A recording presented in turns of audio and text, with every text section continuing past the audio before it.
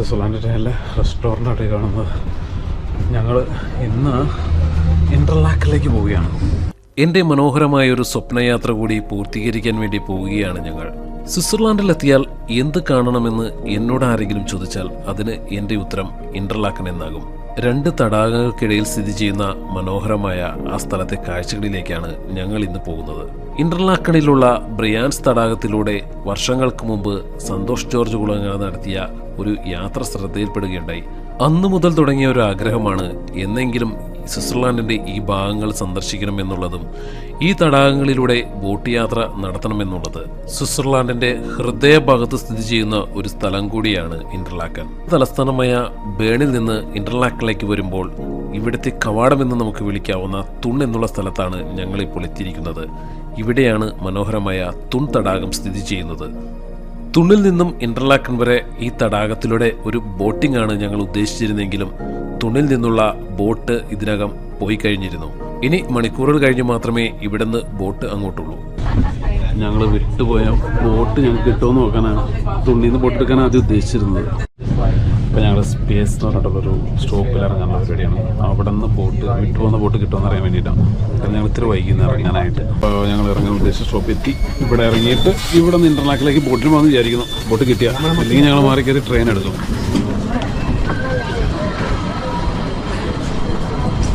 ഇത് ഇന്റർലാക്കിലേക്ക് പോകുന്ന ഒരു ട്രെയിനാണ് കേട്ടോ ഈ കിടക്കുന്നത്. പക്ഷെ ഞങ്ങൾ ബോട്ട് എടുക്കാനുള്ള പരിപാടിയാണ്. കാരണം തുണിലേക്ക് കാണാമെന്നുള്ളത് ഒരു എന്താ പറയുക ഒരു ഭയങ്കര ഒരു സ്വപ്നമായിരുന്നു. തുണ്ട് മാത്രമല്ല ബ്രിയാൻസ് 2 ലേക്കും കാണണം, ഇന്റർലാക്കൻ കാണണം. അപ്പോഴാണല്ലോ ആ ഇന്റർലേക്ക് എന്നുള്ള അർത്ഥത്തിലാണല്ലോ ഇന്റർലാക്കൻ എന്നുള്ള പേര് വന്നിരിക്കുന്നത്. 2 ലേക്കുകളിലേക്കും ഒരു യാത്ര ചെറുതാണെങ്കിലും നടത്തണമെന്ന് വിചാരിച്ചു. അല്ല ഫുള്ള് നടത്തണമെന്ന് വിചാരിച്ചത്. ഇപ്പോൾ പകുതിക്ക് വരെ എത്തി ഞങ്ങൾ. അപ്പോൾ സ്റ്റേഷനിൽ നിന്ന് പുറത്തേക്ക് ഇറങ്ങുന്നത് ഇതേക്കിടെയാണ്. മനോഹരമായിട്ടുള്ള തടാകം, റെയിൽവേ സ്റ്റേഷൻ, സ്വിസ് ഗ്രാമങ്ങളുടെ ഭംഗി എന്ന് പറഞ്ഞ ഇതൊക്കെ തന്നെയാണ്. അപ്പോൾ സ്വിറ്റ്സർലാൻഡിലെ ഏറ്റവും പ്രധാനപ്പെട്ട കാഴ്ച വരുന്ന സ്ഥലം ഇതാണ് സത്യത്തിൽ. അത് ഇന്റർലാക്കൻ എന്ന് പറഞ്ഞ ഏരിയയാണ്. അത് ഇവിടുന്ന് മുതൽ അങ്ങോട്ടേക്ക് ആണ് വരുന്നത്, പ്രത്യേകിച്ച് ലൂസാൻ വരെ. അപ്പോൾ ലൂസാൻ ഇന്റർലാക്കനൊക്കെ സ്വിറ്റ്സർലാൻഡിൽ വരുന്നവർ മിസ് ചെയ്യരുത്. തുൺ തടാകത്തിന്റെ തെക്കൻ ഭാഗത്ത് സ്ഥിതി ചെയ്യുന്ന അതിമനോഹരമായിട്ടുള്ള ഒരു സ്വിസ് റിസോർട്ട് ഗ്രാമമാണ് സ്പേസ് എന്നുള്ളത്.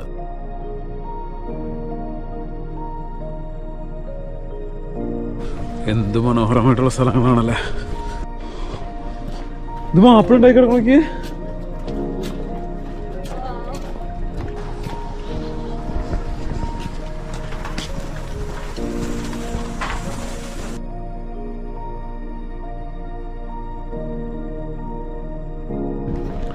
വീടുകളും കെട്ടിടങ്ങളും എല്ലാം അടിപൊളി. വെള്ളത്തിൻ്റെ കളറിനുണ്ടല്ലേ, ഐസുരുകിയുള്ള വെള്ളമായതുകൊണ്ട് നല്ല ആ ഒരു നീല അല്ലെങ്കിൽ പച്ച കളറിൽ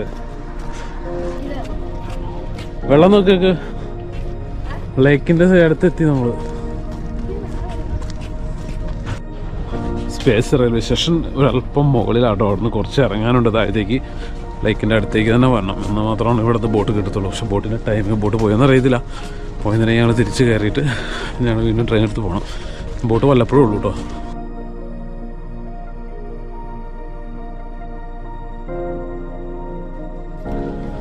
എന്ത് ഭംഗിയാണ് ഇവിടെ. പൂക്കൾ എല്ലായിടത്തും നോക്കിയാലും പൂക്കളാണ്. ഇതുണ്ട് എല്ലായിടത്തും പൂക്കളൊക്കെ വെച്ചിട്ടുള്ള ഒരു അടിപൊളി സ്ഥലം. ഇപ്പം ഞങ്ങൾക്ക് ഇവിടെ നിന്ന് ഇന്റർലാക്കനിലേക്കും തുണിലേക്കുമുള്ള ഇതാണ്. ഇവിടെ നിന്ന് ഞങ്ങൾ തുണിലേക്കല്ല, ഞങ്ങൾക്ക് ഇന്റർലാക്കനിലേക്കാണ് പോകേണ്ടത്. ഒരു കറക്റ്റ് ടൈമിംഗ് ആണല്ലോ. എവിടേക്കാണെന്ന് അറിയില്ല. ഞാൻ കറക്റ്റ് വന്ന സമയത്തിന് ബോട്ട് വന്നിരിക്കുകയാണ്.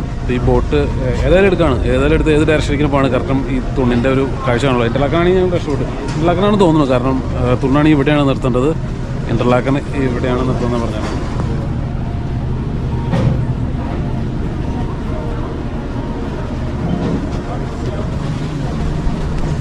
അപ്പോൾ നമുക്ക് തുണിക്കടെ ബോട്ടിൽ പോവാം. അത് റെസ്റ്റോറൻ്റൊക്കെ കാണുന്നുണ്ട് കേട്ടോ. എങ്ങനെയാണെന്ന് അറിയത്തില്ല അതിൻ്റെ കാര്യങ്ങൾ. എന്തായാലും ബോട്ടിൽ തന്നെയാണെന്ന് വിചാരിക്കുന്നു. എന്തായാലും കയറുമ്പോൾ അറിയാം. അപ്പോൾ സ്വിറ്റ്സർലാൻഡിലെ പ്രധാനപ്പെട്ട തുൺ എന്നുള്ള തടാകത്തിലുള്ള ബോട്ടിങ്ങിന് ഞങ്ങൾ പുറപ്പെടുകയാണ്.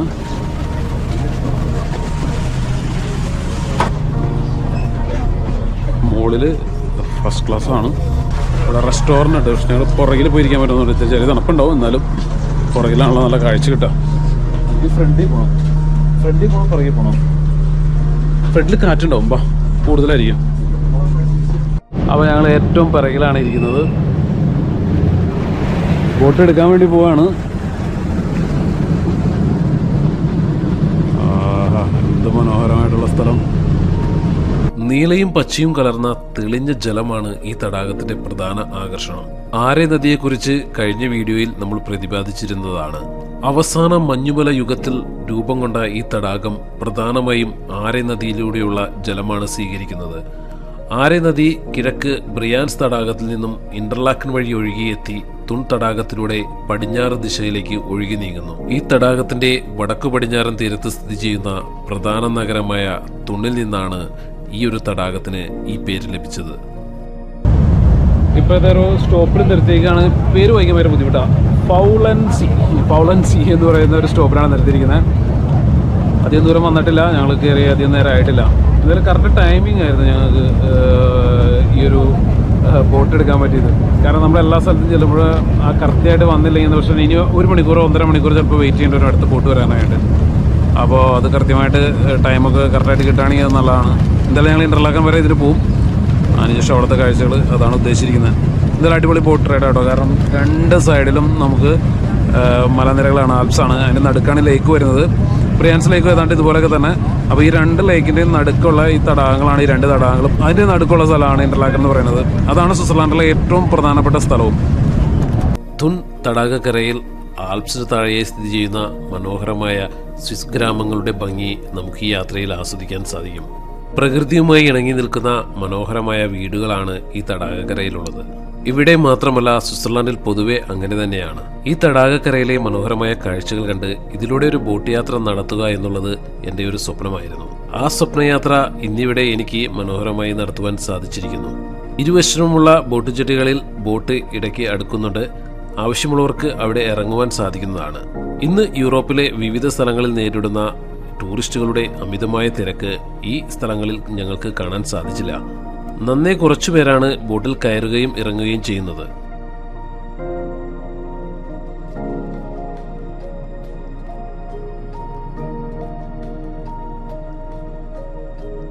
തടാകക്കരയിൽ മുകളിലായി പോകുന്നത് വാഹനങ്ങൾക്കുള്ള പാതയാണ്. ട്രെയിനുകൾ സഞ്ചരിക്കുന്ന മറ്റൊരു പാതയും ഇതിന് സൈഡിലായുണ്ട്. വേനൽക്കാലമായിരുന്നിട്ട് പോലും വിവിധ വെള്ളച്ചാട്ടങ്ങൾ ഈ യാത്രയിൽ ഞങ്ങൾക്ക് കാണാൻ സാധിച്ചു. അത്തരത്തിൽ ഈ തടാകത്തിൽ വന്നു പതിക്കുന്ന മറ്റൊരു വെള്ളച്ചാട്ടമാണ് ഈ കാണുന്നത്. മനം കുളിർപ്പിക്കുന്ന, മനസ്സിന് ഉണർവ് നൽകുന്ന മനോഹരമായ കാഴ്ചകൾ. അങ്ങനെ ഞങ്ങൾ ലാഗോ തുണ്ണേരി കൂടെയുള്ള ഞങ്ങളുടെ യാത്ര തുടർന്നിരിക്കുകയാണ്. വളരെ മനോഹരമാണ് ഈ സ്ഥലങ്ങൾ. 2 സൈഡിലേക്കും ബോട്ട് പോകുന്നുണ്ട്, ബോട്ട് അടുപ്പിക്കുന്നുണ്ട്. കൂടുതലും ഇടത് സൈഡിലാണ് അടുപ്പിക്കുന്നത്. 2 സ്ഥലത്തും മനോഹരമായ കാഴ്ചകളാണ്. വലത്തെ സൈഡിലാണ് കൂടുതൽ ഗ്രാമങ്ങളുള്ളത്. ഇവിടെ ഇത്തിരി കുറച്ചുകൂടെ കഴിഞ്ഞ് കഴിഞ്ഞപ്പോൾ ഇവിടെ കുറച്ച് ഹൈറ്റിലാണ് വഴികൾ, വെള്ളച്ചാട്ടങ്ങൾ അങ്ങനെ പോകും. ഇന്റർലാക്കൻ അടുക്കുന്തോറും തടാകത്തിന്റെയും തടാകക്കരയുടെയും ഭംഗി വർദ്ധിച്ചു വരികയാണ്. പാരാഗ്ലൈഡിംഗ് ഉൾപ്പെടെയുള്ള സാഹസിക വിനോദങ്ങൾക്ക് പേരുകേട്ട സ്ഥലം കൂടിയാണ് ഇന്റർലാക്കൻ. ഈ ബോട്ട് യാത്ര തുടക്കം മുതൽ അവസാനം വരെ യാത്ര ചെയ്യുകയാണെങ്കിൽ 2 മണിക്കൂറിലധികം സമയമെടുക്കും. ഞങ്ങൾ ഇടയ്ക്ക് വെച്ച് കയറിയതിനാൽ യാത്രാ ദൈർഘ്യം 1.5 മണിക്കൂറേ ഉണ്ടാകുകയുള്ളൂ. ഇന്റർലാക്കനിൽ നിന്നും തുണ്ണിലേക്ക് പോകുന്ന മറ്റൊരു ബോട്ടാണ് ഈ കാണുന്നത്. യാത്രയിൽ ആകാശത്ത് നിരവധി പാരാഗ്ലൈഡിംഗ് നടക്കുന്നവരെ നമുക്ക് കാണാനായിട്ട് സാധിക്കും. ഞങ്ങൾ സഞ്ചരിച്ചുകൊണ്ടിരിക്കുന്ന ഈ ബോട്ട് തുൺ തടാകത്തിൽ നിന്നും ആറെ നദിയിലേക്ക് പ്രവേശിക്കുകയാണ്. ഇനി ആറെ എന്നുള്ള ഈ നദിയിലൂടെ ഇന്റർലാക്കൻ വെസ്റ്റ് എന്നുള്ള സ്റ്റോപ്പ് വരെ ഈ യാത്ര തുടരും. ടോപ്പ് ഓഫ് ഇന്റർലാക്കൻ എന്ന് പറയുന്ന സ്ഥലമാണ് ആ കാണുന്നത്. അവിടേക്ക് ഞങ്ങൾ പിന്നീട് പോകുന്നുണ്ട്. ഹാർഡർ കുൽം എന്നും ഇതിനെ അറിയപ്പെടുന്നു.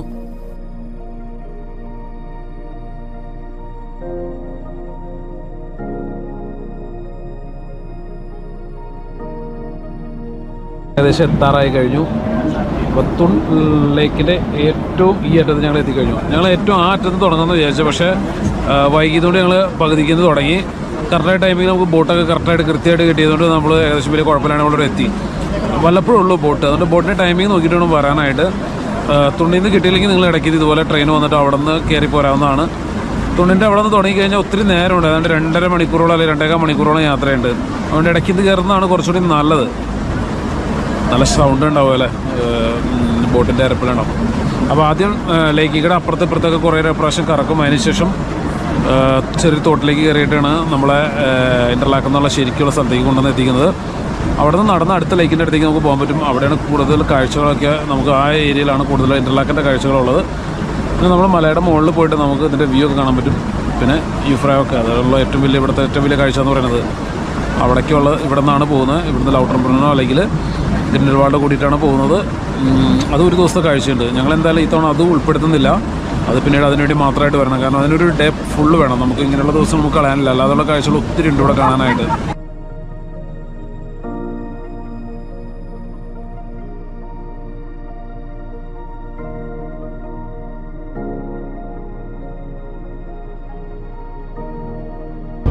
അങ്ങനെ ഞങ്ങൾ ഇൻ്റർലാക്കിൽ എത്തിയിരിക്കുകയാണ്. കുറേ നാളത്തെ ആഗ്രഹമാണ് ഈ സാക്ഷാത്കരിക്കപ്പെടുന്നത്. കാരണം ഇൻ്റർലാക്കൺ എന്നുള്ളതാണ് സ്വിറ്റ്സർലൻഡിൻ്റെ പ്രധാനപ്പെട്ട സ്ഥലം. അപ്പോൾ പണ്ട് മുതലേ നമ്മുടെ ഒരു ആഗ്രഹമായിരുന്നു ഇവിടെ വന്ന് ഇതൊക്കെ ഒന്ന് കാണണം എന്നുള്ളത്. അപ്പോൾ അത് വ്യത്യസ്തമായ രീതിയിൽ തന്നെ അവിടെ എത്താൻ പറ്റി. ഇനിയിപ്പോൾ ഞങ്ങൾ ഇൻ്റർലാക്കിൽ ജസ്റ്റ് ഒന്ന് ഇറങ്ങിയിട്ട് അവിടുത്തെ കാഴ്ചകൾ കണ്ട്, മഴയില്ലെങ്കിൽ വൈകുന്നേരം വരെ ഞങ്ങൾ ഇവിടെ തന്നെ ആയിരിക്കും. എന്തായാലും മഴ പറയുന്നുണ്ട്, പക്ഷെ ഇതുവരെ കുഴപ്പങ്ങളൊന്നും ഞങ്ങൾക്ക് ഇതുവരെ ഉണ്ടായിട്ടില്ല. മഴ കൊണ്ടുള്ള പ്രശ്നങ്ങൾ ഇതുവരെ നേരിട്ടിട്ടില്ല. എനിക്ക് തോന്നുന്നത് എന്താ ഇലക്ട്രിസിറ്റി വർക്ക് എന്തോ ചെയ്യുന്നുണ്ടെന്ന് നമ്മൾ പറയണം. അങ്ങനെയാണെങ്കിൽ കറണ്ട് ഉണ്ടാക്കിയിട്ട് വരുന്ന വെള്ളമായിരിക്കാം ഈ താഴത്തുനിന്ന് വരുന്നത്. എന്തായാലും ഞങ്ങൾ ഇറങ്ങട്ടെ.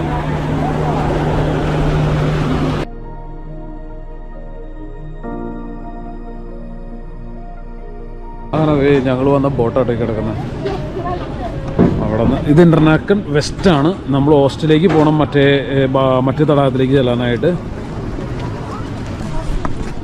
സ്റ്റേഷന് തൊട്ടടുത്ത് തന്നെയാണ് ഈ ബോട്ട് വരുന്നത്. റെയിൽവേ സ്റ്റേഷൻ്റെ മുകളിൽ കാണും. ഇത് റെയിൽവേ സ്റ്റേഷനാണ്. ഇവിടെ ലേക്കിൽ കൂടെയുള്ള ഇതിൻ്റെ ടൈമിംഗ് ഒക്കെ കൊടുത്തിട്ടുണ്ട് കേട്ടോ. 8:40 കഴിഞ്ഞാൽ പിന്നെ 9:40, 11:40. എനിക്ക് തോന്നുന്നു 9:40 ആയിരിക്കണം ഞങ്ങൾ എടുത്തത് ഈ കാണുന്ന സ്ഥലത്തു നിന്നാണ്. അത് കറക്റ്റ് അതാണ്, അത് തന്നെയാണ്. ഞങ്ങൾ 10:30 കഴിഞ്ഞപ്പോൾ എത്തി. ഇവിടെ 11:50. ഇത് തന്നെ ഈ ബോട്ടാണ് ഞങ്ങൾ എടുത്തത്. അപ്പോൾ ഈ ബോട്ടൊക്കെ ഇറങ്ങിയിട്ട് ഞങ്ങൾ നേരെ മുന്നിലേക്ക് കിടക്കുകയാണ്. റെയിൽവേ സ്റ്റേഷൻ ഇതാണ്. ഞങ്ങൾ റെയിൽവേ ഒന്നും എടുക്കുന്നില്ല. കാരണം എന്താ വെച്ചിട്ടുണ്ടെങ്കിൽ ഞങ്ങൾക്ക് ഇൻ്റർലാക്കൺ കാണണമല്ലോ. ചെറിയൊരു തണുപ്പുണ്ട്. അപ്പോൾ ചെറിയൊരു ജാക്കറ്റ് എടുത്തിട്ടു. അപ്പോൾ നേരെ ആ തോടാണ് ഞങ്ങൾ വന്ന തോടാണ്. അപ്പോൾ അവിടെ നിന്ന് നേരെ കയറി വന്നത് ഇങ്ങോട്ടാണ്. ഇവിടെ ബസ് സ്റ്റോപ്പുണ്ട്, ട്രെയിൻ പോകുന്ന വഴിയുണ്ട്. ഇത് ഇൻ്റർലാക്കൺ ഹോസ്റ്റലിലേക്ക് പോകുന്ന ബസ്സാണ്. ഇതിനുള്ളിൽ കൂടെ ഫുള്ളി കറങ്ങുമായിരിക്കും. അവിടെ ഇതിനോട്ടോ ഹാർഡർ കുൽമ, അവിടേക്കാണ് ഞങ്ങൾക്ക് ഇനി പോകേണ്ടത്. നമ്മുടെ ഹോട്ടലൊക്കെ ഉള്ള സ്ഥലമുണ്ടല്ലോ, അവിടെ നിന്ന് വരുന്ന ആ നദിയുടെ പേര് ആറെന്നാണ്. ആ നദി തന്നെയാണ് ഇങ്ങോട്ട് വരുന്നത്. അപ്പോൾ എന്തുമാത്രം നീളമുള്ള നദിയാണല്ലേ. അപ്പോൾ ഞങ്ങൾ ഹാർഡൽ കുൽ എന്ന് പറയുന്ന മൗണ്ടൻ്റെ മുകളിലേക്ക്, ആ വലിയ മൗണ്ടൻ്റെ മുകളിലേക്ക് പോകണം. അവിടെ ചെന്ന് കഴിഞ്ഞാൽ ഈ തടാകവും തൊണ്ണെന്ന് പറഞ്ഞ തടാകവും അപ്പുറത്തുള്ള ബ്രാൻസ് തടാകവും രണ്ടും നമുക്ക് മുകളിൽ നിന്ന് കാണാൻ പറ്റും. അപ്പോൾ അതിൻ്റെ മുകളിലേക്ക് പോകാനായിട്ട് ഒരു കേബിൾ കാറുണ്ട്, ഫുണിവിയുണ്ട്. അപ്പോൾ അത് എടുക്കാനായിട്ട് ഞങ്ങൾ പോകുന്നത്. ഇവിടെ നിന്ന് ഒരു 1.5 കിലോമീറ്റർ നടന്നാൽ മതി. അല്ലെങ്കിൽ ബസ്സുണ്ട്, അതൊക്കെ ഉണ്ട്. പക്ഷേ നമുക്ക് നല്ലത് നടക്കുന്നത് തന്നെയാണല്ലോ. അപ്പോൾ 1.5 കിലോമീറ്റർ നടന്ന് അങ്ങോട്ട് പോകാൻ തരുത്തി. അത് ഞങ്ങൾ ബ്രാൻസ് വേണമെങ്കിൽ വലിയ ദൂരമില്ല, ഇവിടെ നിന്ന് പോകുമ്പോൾ ഇത്തിരി ദൂരം കൂടുതലുണ്ട്. 1.5 കിലോമീറ്റർ എന്നാലും ഉള്ളൂ നടക്കാനായിട്ട്. അപ്പോൾ ഈ ടൗണിൻ്റെ ചെറിയ ഭാഗങ്ങളൊക്കെ കടയിട്ട് നടക്കാമല്ലോ. ശരിക്കും ഈ സ്ഥലത്ത് അണ്ടർസീൻ എന്നാണ് പറയപ്പെടുന്നത്. ഇപ്പം ഞങ്ങൾ പോകുന്ന ഈ സ്ഥലത്തിൻ്റെ ഏതാണ്ട് പേര് അങ്ങനെയാണ്. ഇൻ്റർലാക്കൺ എന്നുള്ള വാക്കിൻ്റെ അർത്ഥം 2 ലേക്കിൻ്റെ നടുക്കുള്ള സ്ഥലം എന്നുള്ളതാണ്. ഒരു സൂപ്പർ മാർക്കറ്റ് ഉണ്ട്. സ്വിറ്റ്സർലൻഡ് വളരെ മനോഹരമാണ്. അതിൻ്റെ ആ ഒരു സ്ട്രീറ്റുകളുടെ ഭംഗിയാണ്. കാരണം വളരെ ക്ലീൻ ആയിരിക്കും. മാത്രം ചെടികളൊക്കെ പിടിച്ച് നല്ല ഭംഗിയായിരിക്കും. ഇറ്റലിയിൽ, നോർത്ത് ഇറ്റലിയിൽ തടാകങ്ങളുടെ സൈഡൊക്കെ വളരെ ഭംഗിയാട്ടോ. ഗാഡ ലേക്ക് അല്ലെങ്കിൽ കോമോ, ലാഗോ മജോറെ, ഈ ഭാഗങ്ങളൊക്കെ ഇതിനോട് കിടപിടിക്കുന്ന സ്ഥലങ്ങൾ തന്നെയാണ്. ഉയരമുള്ള ബിൽഡിങ്ങുകളൊന്നും തന്നെ ഇല്ല കേട്ടോ. മാക്സിമം ഒരു 3 നിലയുള്ള ബിൽഡിങ്, അതിന് വിട്ടുള്ള ബിൽഡിങ്ങുകൾ നമുക്ക് കാണാൻ പറ്റില്ല. അടിപൊളി സ്ഥലം. നല്ല സ്വിസ് ആ വീടുകളുടെയൊക്കെ ഒരു ലുക്ക് ഇവിടെയാണ്. ഇവിടെ വന്നപ്പോഴാണ് നമുക്ക് ലഭിക്കുന്നത്. മരത്തിൻ്റെ വീടുകളാണ്. ബാൽക്കണിയൊക്കെ കണ്ടോ, എന്ത് ഭംഗിയായിട്ട് അലങ്കരിച്ചാണ്. ഈ ഹോട്ടലാണ്. ആർട്ട് പിസ്സ ഉച്ചയ്ക്ക് വിലയുണ്ട്. സാധാ പിസ്സയ്ക്ക് 17 സ്വിസ് ഫ്രാങ്കാണ്. 17 സ്വിസ് ഫ്രാങ്കാണ് ഒരു പിസ്സയുടെ വില. അത് സാധാ മർഗരീത്തയ്ക്ക്. അപ്പോൾ ഏതാണ്ട് 18-19 യൂറോ വരും. ടെല്ലുള്ളിൽ എത്രയോ ഇരട്ടി വിലയാണല്ലോ ഇവിടെ. ഇവിടെ സീബ്ര ലൈൻസ് കുറവാണ്, പക്ഷേ ആൾക്കാർ വണ്ടികൾ എവിടെയാണെങ്കിൽ നിർത്തി തരുന്നുണ്ട്. ഇപ്പോൾ ഇവിടെ അങ്ങനെയാണോ എന്ന് എനിക്കറിയില്ല. ഇവിടെ എന്തോ പരിപാടി നടക്കുന്നുണ്ടല്ലോ. ശരിക്കുള്ള തുകലുകൾ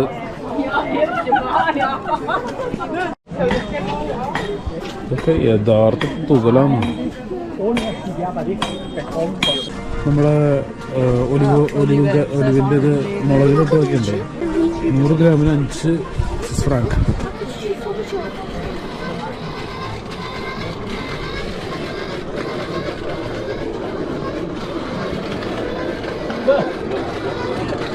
എവിടെയോ നല്ല കോഴിക്കറിയുടെ മണമൊക്കെ വരുന്നുണ്ടല്ലോ.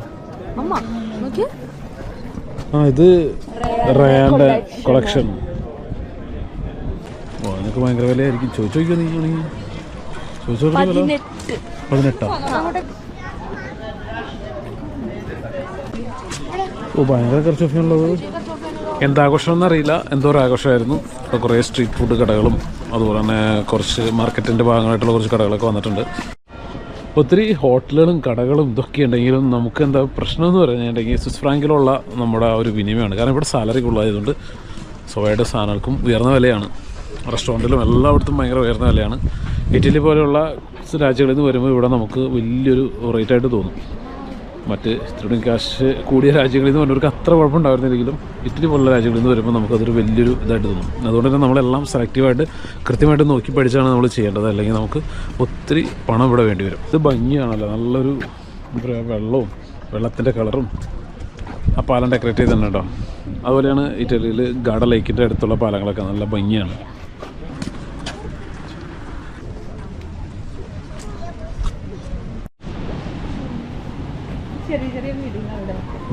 മുന്തിരി ഉണ്ടായി കിടക്കണേക്ക്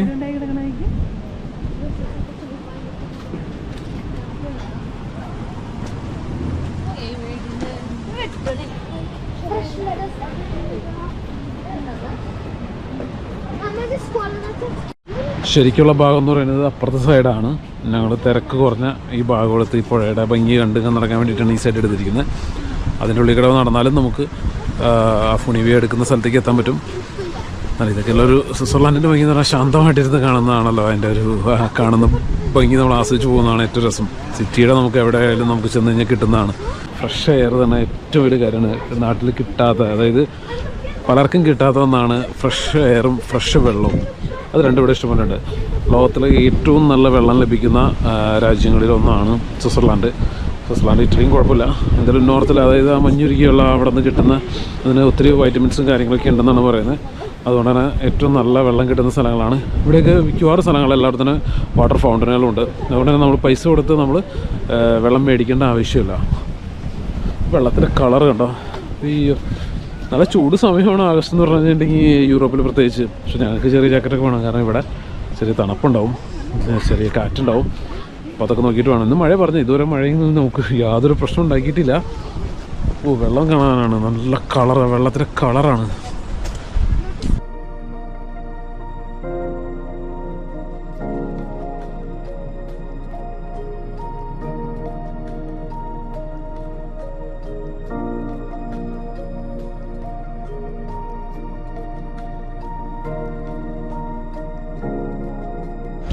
എവിടെ നോക്കിയാലും പ്രകൃതി ഭംഗിയാണ്.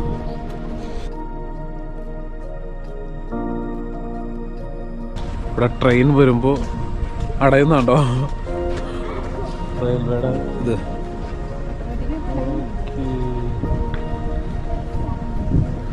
ട്രെയിൻ വരാറായിട്ടുണ്ട്, ഓട്ടോമാറ്റിക്കാണ് ട്രെയിൻ. ഇനിയിപ്പോൾ ഞാൻ കുറച്ച് നേരം തിരക്കേറിയ വീതികൾ നടക്കാമെന്ന് കരുതിയിരിക്കുകയാണ്. അല്ലെങ്കിൽ ഈ വഴിക്കായിരുന്നു വരേണ്ടിയിരുന്നത്. ഞങ്ങൾ പകരം ശാന്തമായിട്ടുള്ള വഴികൂടെ ഇങ്ങോട്ട് പോരാ ചെയ്തത്.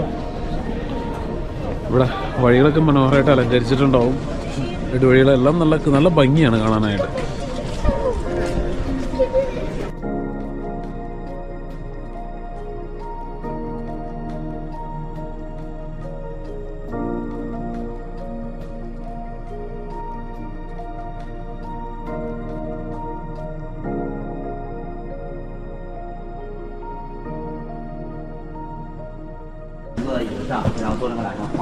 ഞങ്ങൾ ഇന്റർലാക്ക് എന്ന് പറയുന്നതിൻ്റെ സ്റ്റാമ്പ് അടിക്കുകയാണ്. നന്നായിട്ട് അടിക്കട്ടോ, നമ്മൾ ഞെക്കി പിടിക്കാൻ നടത്തായിരുന്നു. അപ്പോൾ ഇവിടെ നിന്നും ഞങ്ങൾക്ക് സ്റ്റാമ്പ് കിട്ടി. ഇവിടെ വന്നതിൻ്റെ ആണോ, ഇവിടെ സ്റ്റാമ്പ് അടിച്ചിട്ടുണ്ട്. ഇനി ഇന്റർലാക്കിനും ലൂസേണും ആയിട്ടുണ്ട്. ഇപ്പോൾ ഒരു വലിയൊരു സോവനീർ ഷോപ്പ് കൂടിയാണത്. ഇതിനുള്ളിൽ ഒത്തിരി ഇവരുടേതായ സ്വിറ്റ്സർലാൻഡേതായ ഒത്തിരി സോവനീറുകൾ ഇവിടെ കിട്ടും. അതുപോലെ ഇന്റർലാക്കിൻ്റെയും.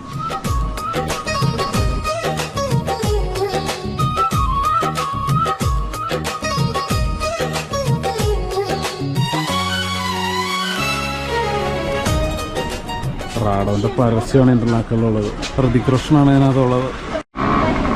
അവിടെ കുതിരവണ്ടികളുണ്ട്, നമുക്ക് വേണമെന്നുണ്ടെങ്കിൽ അതെടുത്ത് യാത്ര ചെയ്യാം. അവിടെ ബൈക്കുകളൊന്നും ഉണ്ടല്ലോ.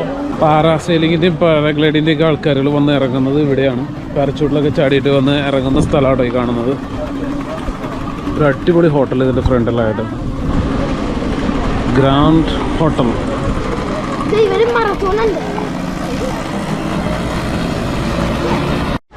ഒരു അടിപൊളി ഹോട്ടലാട്ടോ ഈ പുറകിൽ കാണുന്നത്, വിക്ടോറിയ എന്നുള്ളത്. നമ്മുടെ ഗാഢ തീരത്തൊക്കെ പോയവർ തന്നെ ഇവിടെ എത്ര കണ്ടാലും എത്ര നടന്നാലും നമുക്ക് മടിക്കില്ല കേട്ടോ. അത്രമാത്രം ഭംഗിയുണ്ട്, അത്രമാത്രം ഒരു പ്രത്യേക ഫീലിംഗാണ്. നമ്മൾ കാണാത്തൊരു ഫീലിംഗ്. നമുക്കൊരു ചെറിയ കാറ്റിൻ്റെ ഉള്ളിൽ പോലും ഭയങ്കര എന്തോ ഒരു ഫീലിംഗാണ്.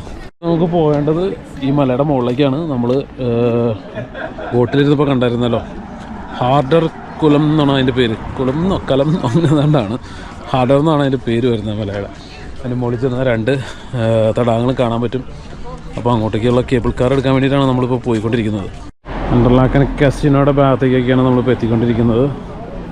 ഇന്റർലാക്കിലെ കാസിനോണ് കാണുന്നത്. വളരെ ഭംഗിയാണ് അതിൻ്റെ ഫ്രണ്ട് വശം.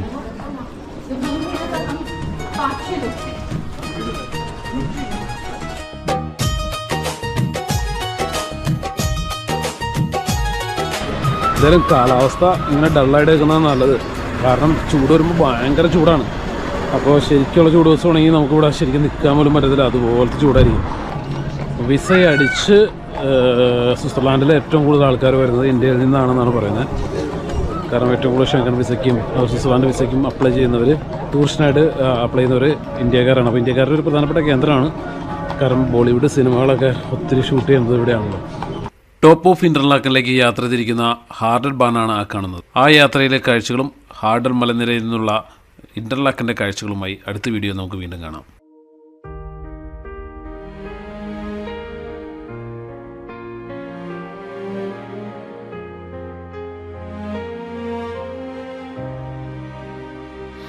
I see your face across the distance, like a city lit at night. Every heartbeat pulls me closer, through the silence, through the fight. You're the sun that breaks my shadow, the ocean calling out my name. In this endless spinning circle, nothing ever feels the same. The world can turn, the stars can fall, but I will find you through it all.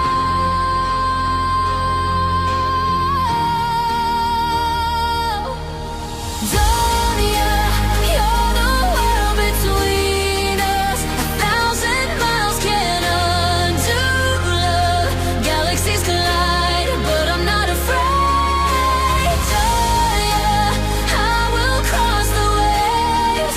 Every road, every sky above leads me back to the world of us. We are friends.